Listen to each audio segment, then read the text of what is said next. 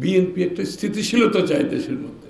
BNP আপনার অপরের সাথে দ্বিমত পোষণ করেও আমরা তাদের প্রতি সম্মান জানাতে চাই।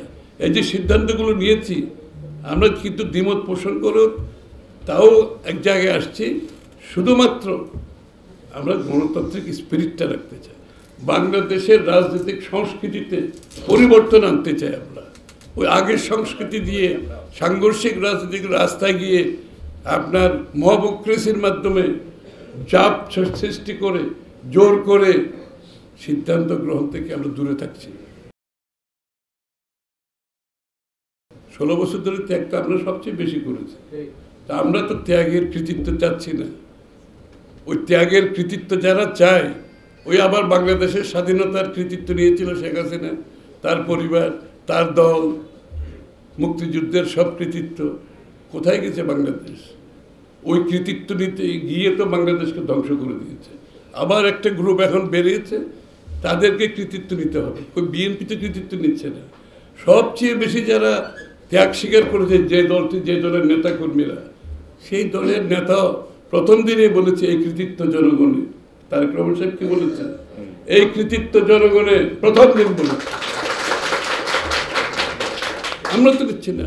তাহলে এই কৃতিত্ব যদি আবার এই খেলা শুরু হয়, ওই যে আওয়ামী লীগের যেভাবে ধ্বংস হয়েছে ওই পথে চলতে হবে। এই কৃতিত্ব দিতে হবে জনগণকে। আমরা আমাদের ভূমিকাটা মাত্র পালন করেছি।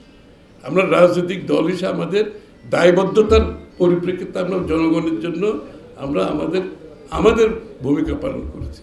আমি তো কৃতিত্ব নেওয়ার জন্য ওখানে যাইনি।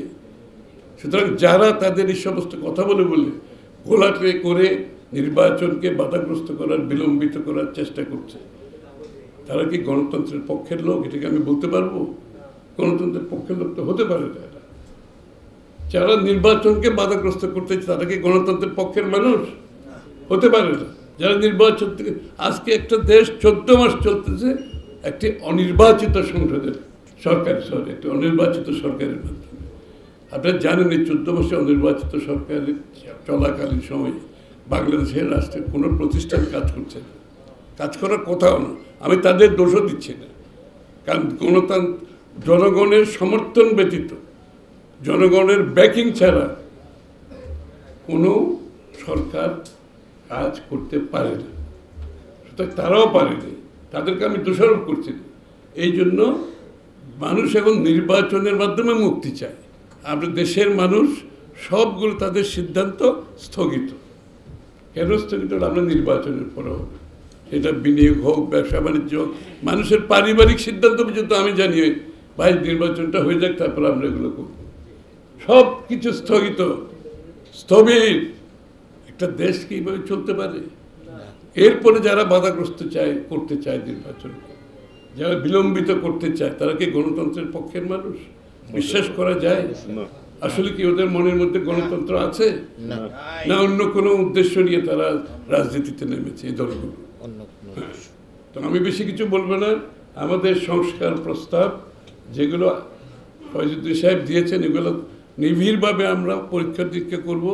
এর মধ্যে কিছু কিছু আমি ঐক্যবোধ পোষণ করেছি ওনার সাথে, আমাদের কাজের সাথে মিলে যাচ্ছে। আর বাকিগুলো আমরা আলাপ আলোচনা করব। আমরা জনগণের মতামত নিয়ে কিন্তু 31 দফা করেছি, আপনারা জানেন তো। আবার 31 দফা নিয়ে মানুষের দ্বারে দ্বারে গেছি আমরা আগে, কারণ আমরা মনে করি যে জনগণের সমর্থন ব্যতীত কোনো সংস্কার কেউ করা উচিত না, করতে পারবেও না। ঢাকায় বসে যারা টেবিলের চারদিকে বসে আলাপ আলোচনা করে তাদের নিজেদের মতো সংস্কার করতে চায়, যেখানে জনগণের কোনো মতামত নাই। একমাত্র জনগণের মতামত হচ্ছে নির্বাচনে জিতে সংসদে পাস করা। আর গণভোটের কথা একটু বলে দিই, মানে জনগণের মতামতের সাথে গণভোটের সাথে সংযুক্তি।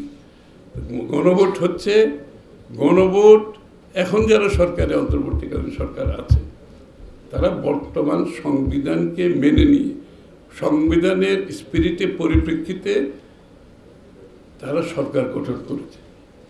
বাংলাদেশে একটি সংবিধান আছে বর্তমান, যেই সংবিধানের অধীনে অন্তর্বর্তী সরকার হয়েছে।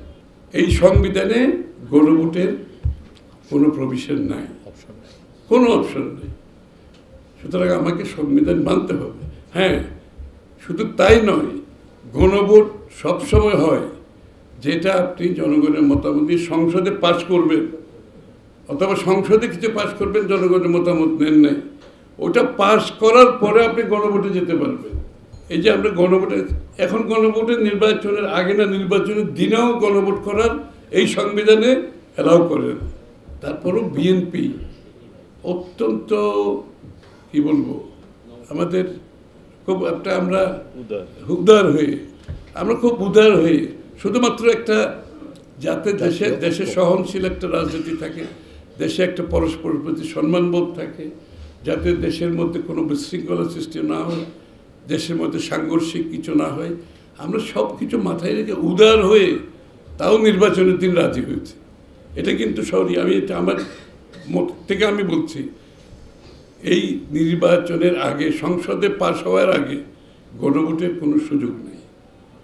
এটা বিএনপির উদারতা, ওনাদের নির্বাচনের দিনও রাজি হয়েছে, এটা বিএনপির উদারতা। আর দ্বিতীয় কথা বলি, নোট অফ ডিসেন্ট যেখানে দ্বিমত পোষণ করা হয়েছে, দ্বিমত পোষণ করার অর্থ হচ্ছে ঐক্যমত হয় নাই, এটাও বিএনপির উদারতা। দ্বিমত পোষণ মানে ঐক্যমত হয় নাই, যে বিষয়ে ঐক্যমত হয় নাই সেটা গণভোটেও যেতে পারে না, তাও আমরা রাজি হয়েছি যে ঠিক আছে দ্বিমত পোষণ করা দিয়ে ঐক্যমত ইয়েতে গণভোটে যাই। ওটাও কিন্তু বিএনপির উদারতা, কারণ বিএনপি একটি সহনশীল একটা রাজনীতি চায়, বিএনপি একটা স্থিতিশীলতা চায় দেশের মধ্যে। বিএনপি আপনার অপরের সাথে দ্বিমত পোষণ করেও আমরা তাদের প্রতি সম্মান জানাতে চাই। এই যে সিদ্ধান্তগুলো নিয়েছি আমরা কিন্তু দ্বিমত পোষণ করেও তাও এক জায়গায় আসছি, শুধুমাত্র আমরা গণতান্ত্রিক স্পিরিটটা রাখতে চাই, বাংলাদেশের রাজনৈতিক সংস্কৃতিতে পরিবর্তন আনতে চাই। আমরা ওই আগের সংস্কৃতি দিয়ে সাংঘর্ষিক রাজনৈতিক রাস্তায় গিয়ে আপনার মহাবক্রেসির মাধ্যমে চাপ সৃষ্টি করে জোর করে সিদ্ধান্ত গ্রহণ থেকে আমরা দূরে থাকছি। আমরা চাই বাংলাদেশের জনগণ সিদ্ধান্ত নেবে, আমরা সবাই জনগণের কাছে যাব, আমরা ম্যান্ডেট নেওয়ার চেষ্টা করব, জনগণ যে ম্যান্ডেট দেবে সেটাই সেই দিকেই বাংলাদেশ চলবে। আমার বিএনপির ইচ্ছাও চলবে না, অন্য কোনো দলের ইচ্ছাও চলবে না, জনগণের ম্যান্ডেট নিয়ে দেশ চালাতে হবে। সেই গণতন্ত্রের জন্য আমরা গত 17 বছর যুদ্ধ করেছি, নতুনভাবে আবার অন্য কোনো দিকে যাওয়ার কোনো সুযোগ নেই। changetv.press এক ফোঁটা হলুদও নেই।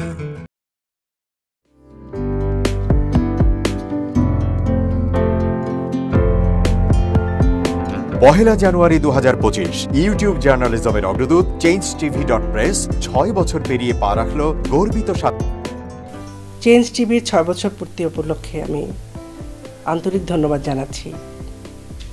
এই চ্যানেলটি সত্যিকার অর্থে মানুষের অন্তর এবং মন নিয়ে কাজ করে, জনগণ নিয়ে কাজ করে, জনগণ থেকে জানতে চায় এবং সেই জানতে চাওয়া বিষয়টি সর্বমহলে পৌঁছে দেয়।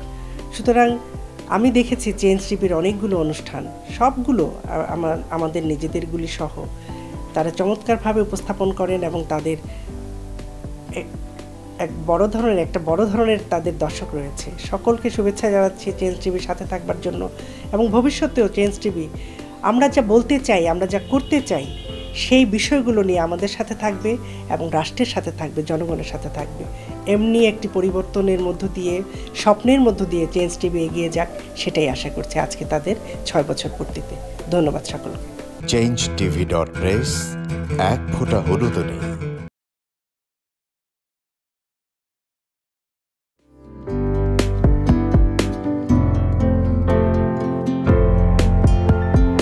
পহেলা জানুয়ারি 2025 ইউটিউব জার্নালিজমের অগ্রদূত changetv.press 6 বছর পেরিয়ে পা রাখল গর্বিত প্রতিটি সরকারের আমলে 10 বছর আমি কোনো ব্যবসা করতে পারিনি। আমার ব্যবসা বন্ধ করার জন্য যত রকম দরকার সব কাজই করেছে, শুধু একটাই বাকি রেখেছে, আমি গুটিয়ে নিয়ে যাইনি।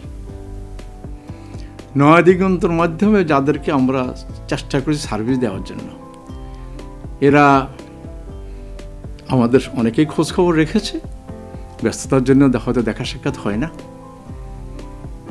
কিন্তু আমি একজনকেই পেয়েছি। তিনি হলেন চেঞ্জ টিভির আমিরুল মোমিন মানিক। উনি এক সময় দিগন্ততে ছিল, সেই হিসাবে আমাদের জানাশোনা ছিল। ওনার একটা ইন্টারভিউতে আমার খুব পছন্দ হয়েছে, সেজন্য আমি ওনাকে 10:30টার সময় ফোন করেছি। উনি উত্তরে বললেন, গলাটা খুব পরিচিত, প্রথমে হয়তো নামটা বুঝে সারেননি, আমার নামটা খেয়াল করতে। আমি সাথে সাথে নাম বলেছি এবং বলল যে 3 দিনের মধ্যে আপনার সাথে আমি দেখা করব। ওনার কমিটমেন্ট অনুযায়ী সেইভাবে এসছে এবং উনি বলছে আপনার যত দুঃখের কথা সব বলেন, আমি প্রচার করব। আমি সত্যি সত্যি ওনার কাছে খুবই কৃতজ্ঞ। আমার মনে যেসব ক্ষোভ আছে, যেসব দানা বেঁধে আছে, আমি কিছুটা হালকা হয়েছি ওনার সাহায্যে। আমি চেঞ্জ টিভির উত্তরোত্তর সমৃদ্ধি কামনা করি এবং ভবিষ্যতে যেন আমার মতো এখন নাম না জানা লোককে চেঞ্জ টিভির সামনে এনে তাকে যেন উদ্বুদ্ধ করে। changeTV.press, এক ফোঁটা হলুদ নেই।